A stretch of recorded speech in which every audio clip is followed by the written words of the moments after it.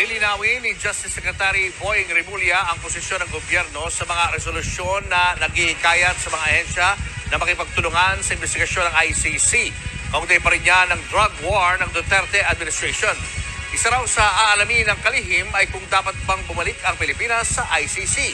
Nasa frontline ng balitang yan si Mean Los Baños.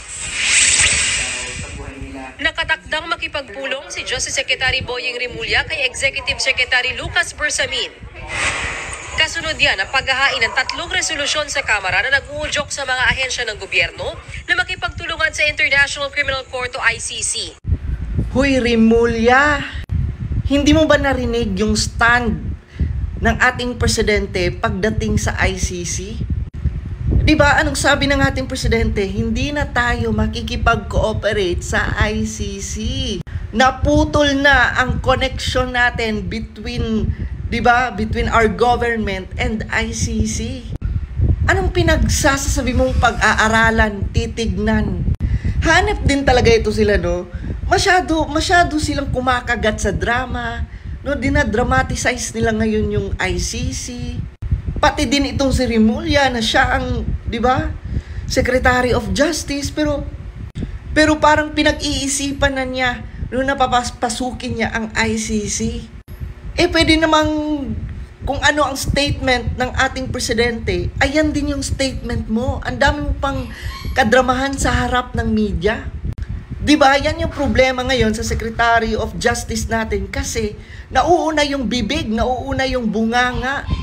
Kung ano-ano ang mga pinagsasasabi sa media, Kung ano-ano ang mga pinagsasasabi, sa mga Pilipino. Ba't di na lang kayo tumugma, doon sa sinabi at stand ng ating presidente pagdating dyan sa ICC? Bakit kung ano-ano pa ang mga pinagsasasabi mo?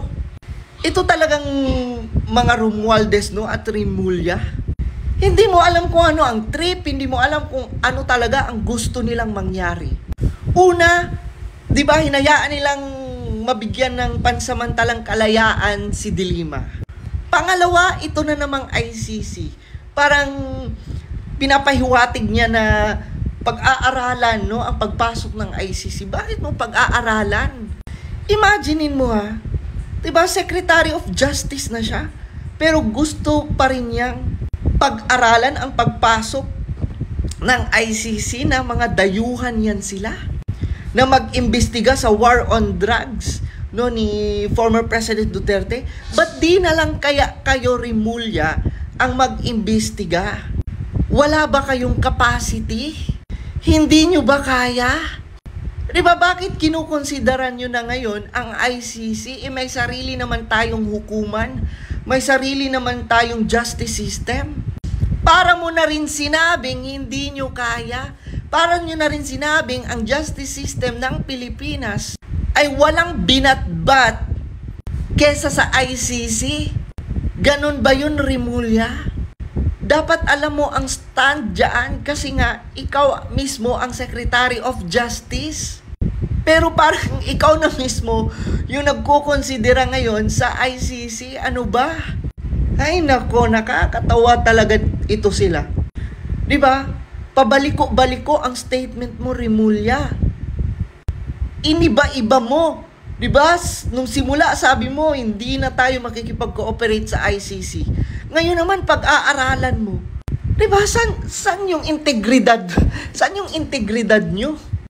Kaya napapaghalataan kayo dalawa ni Romualdez